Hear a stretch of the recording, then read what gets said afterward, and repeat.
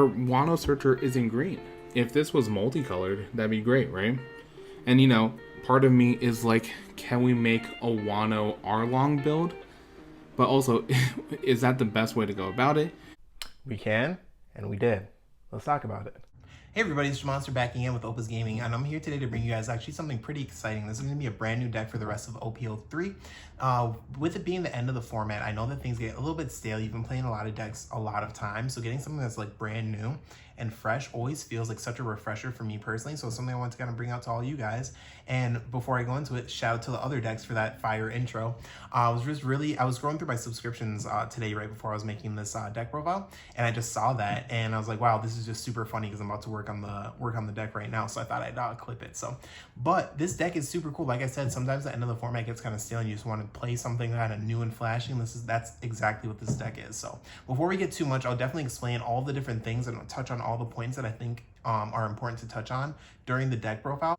But before we get into that, you guys already know we're on our way to 1,000 subscribers. So once we do hit that 1,000 subscriber mark, we're going to doing a pretty big giveaway on the channel. So details will be down below. But if you guys aren't subbed and haven't left a like or a comment, leave a like, drop a sub, do all that stuff because it helps grow the channel quite a bit. But we're going to get into the deck profile right now.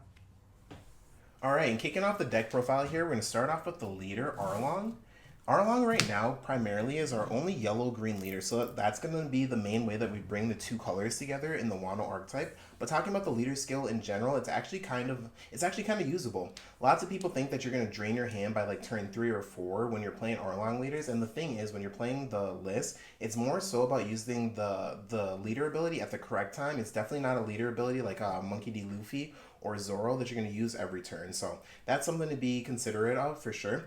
But some of the best positives and pluses that you can get off this leader is sometimes you'll, on turn 3, you can play a 4-cost card with trigger from your hand, which is really nice because it helps you just start the aggressive pace of the game. And then also just kind of going later into the game, right? When you have like a Brulin blocker in hand possibly, if you want to swing 7 at something or your opponent's leader to push aggression, but you still need to set up a blocker, those are some of the plays that I really, really like. So you can get dual value out of Arlong. But the leader's actually really good. It gets a bad rep just for its ability and how much it gets compared to Doflamingo, but I still think it's a very strong card. Getting into Momonosuke, or actually our 1-drops in general, I guess, we have 4 Momo and 1 Toki. The 1 Toki is in here just because your opponent can answer your Odins in a lot of different ways now as compared to an OPO2 when she first came out. It is a really, really nice 1-cost blocker, so I didn't want to omit it from the list. So I wanted to keep it at 1, and the Momonosuke is just the only Wano searcher that we have right now, and we actually definitely do need a second Wano searcher. That's one of the things, or a second way to just accrue a lot of cards. But Momonosuke is a 10 out of 10 fantastic card. You can play this card against aggressive matchups a lot to force them out of being able to like swing at your leaders super early and super consistently, which is nice. One thing that we'll do for this deck profile as well is go through all of the cards, green and yellow at the same time. So we'll do the Wano package, and then we'll do the supporting packages after that. So next up, we have another 2-drop, or our first 2-drop. It's Nekomamushi.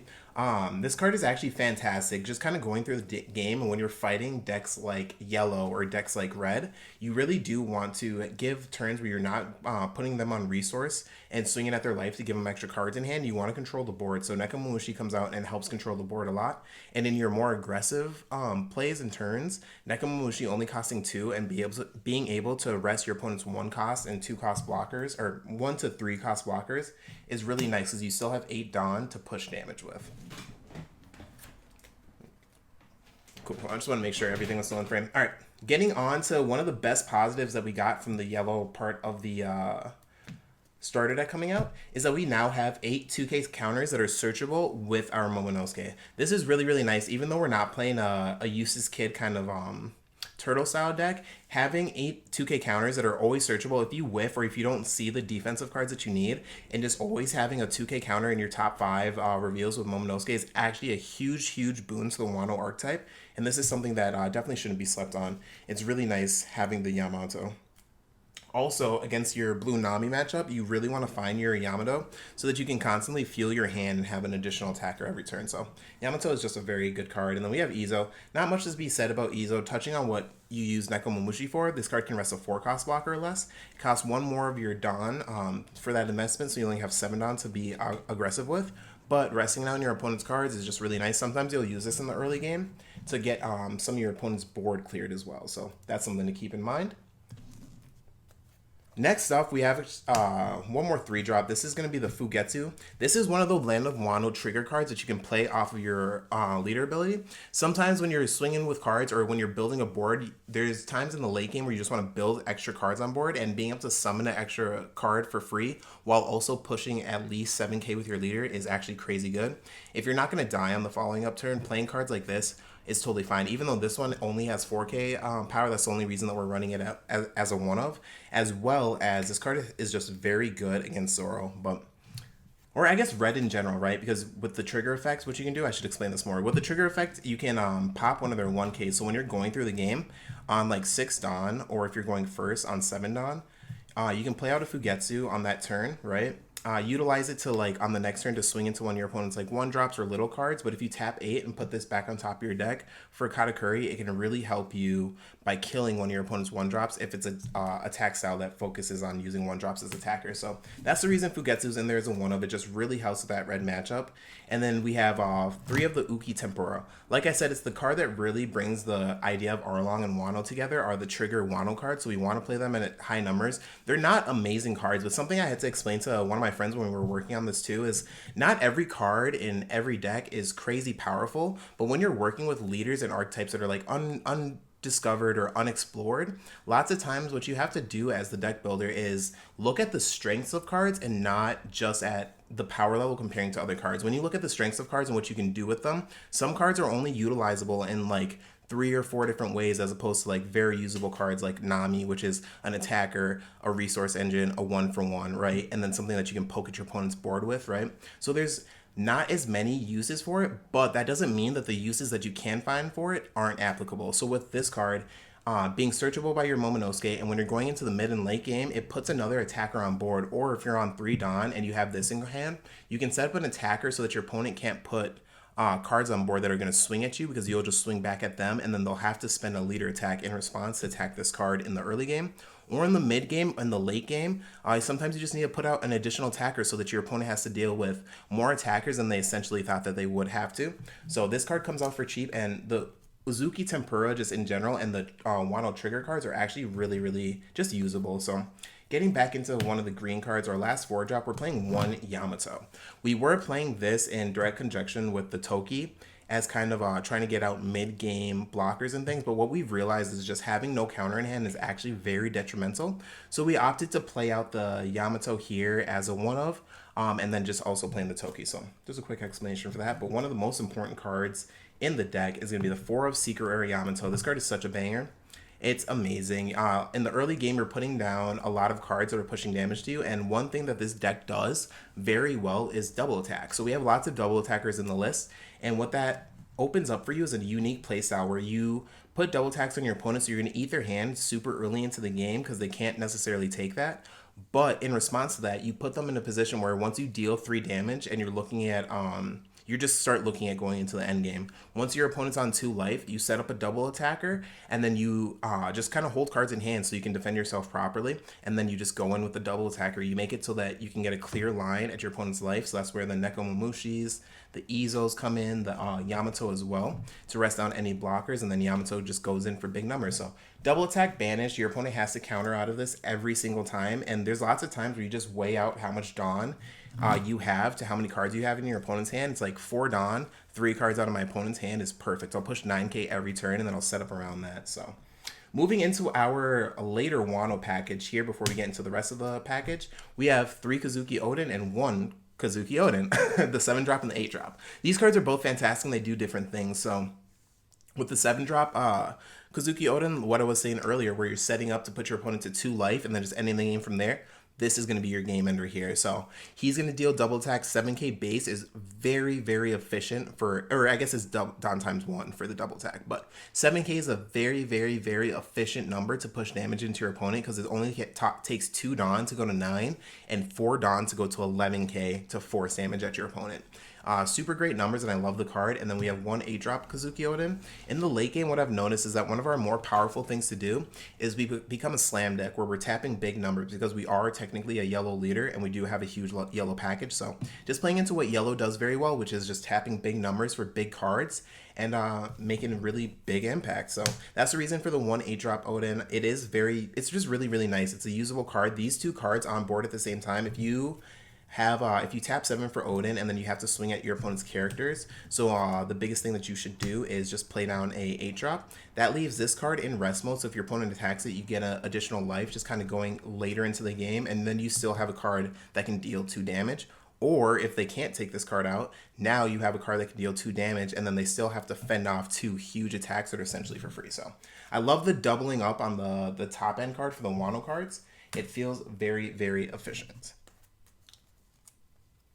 Getting into our next cards, we have our 3-drop from the Big Mom Pirate package. This is going to be Charlotte Brulin. This deck doesn't have a blocker that is free to bring out with your leader and like dedicated to the list. So we ended up going with the Brulin. It has 1k counter. It has the life trigger as well. So just a fantastic card. I wouldn't really suggest dropping this card at all because it actually just overperforms. It's such a big player in this deck for being able to make the long game.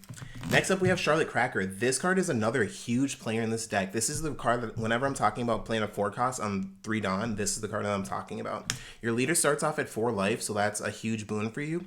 Going into that first attack sequence, you're already pushing a double attack. If your opponent didn't open up any 2k counters in their first hand, we're in a really good position to push them down to 3, possibly put some Dawn on our leader the next turn and push them down to 2. And then from there, we're just playing Wano cards, resting our opponent's characters, keeping them off of counter power in hand, and then we're just going from there for the rest of the game. So having this many double attackers is crazy important, and it's definitely the strategy of the list right now. So 4 of the Charlotte Cracker. That card's really, really good. We have 2 Charlotte Smoothie. This card comes in and does kind of one thing for the deck, really. It's when you're going into the late game and you're swinging on that turn with your Arlong, or the turn before you're trying to end the game, you bring out a Charlotte Smooth because this card is just a free 7k attacker that comes out for free off your lead, or for 1 Dawn off of your leader swing the turn before. So this sets up for going for game really, really efficiently, and I really like the Charlotte Smoothie though. Just aggressive. If you have that on top of a double attacker, it's just a free 7k without investing any Dawn, and then the rest of your Dawn is just going to tax your opponent out. So the rest of the package, we'll go over the East Blue 4-cost cards. And we ended up going with this package just because we wanted to be able to utilize the leader ability a lot more. And it's only 7 cards, and the 7 cards just feel really good. So we'll just go on them one by one. This is Chew. It's going to KO one of your opponent's 4 costs or less, and this just really, really helps with like when your opponent is going wide and just really trying to put the aggression onto you. If you're going to swing into one of your opponent's rested characters, and then you can play a Chew to KO the other one, or if you're just going to swing at your opponent's life and then KO one of their cards on board just to not miss a step, playing Chew is actually just really, really nice. So we like keeping this in the package. And then we're playing 2 of the 2k counters. One of the things that you guys will see once we get to the end of the deck profile that we're getting to pretty soon here is that we're actually not playing any of the 2k, or I'm sorry, any events that are defensive events in this deck. So one of the things that really slows you down is when you're having to leave Dawn up defensively. So you really want to be able to put it all into your offense and then forcing your opponent to deal with what you have on board. So I really want to increase our 2k counter number. We couldn't find another searchable 2k counter because there's not any Land of Wano 2k counters that we're not playing in the deck.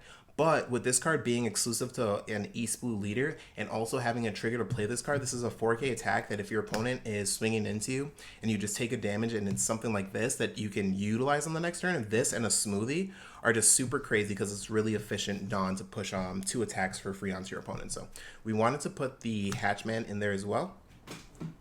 Cool. And then we have Kirobi. Kirobi comes in and does exactly what Nekomamushi and Yamato and Izo do, but a little bit easier. So it's got the trigger, so when it comes out of life, you can really save yourself from a wide board on your opponent's turn.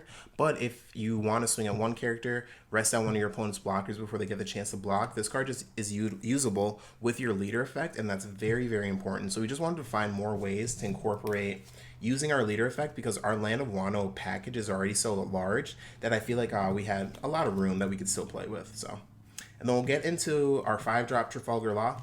The blocker thing in this deck is very important. When you're setting up blockers, it's just super useful. When you're playing things like Ezo to get bored, we want to be able to bounce that Ezo back to our hand and sit on it and then play out like a Toki or play out like a Momonosuke or anything like that. So Trafalgar Law is actually just a really good blocker for the deck. It comes in at the 6K body, so you can't get just kind of poked by 5Ks, which is super nice. It forces your opponent to invest more Dawn.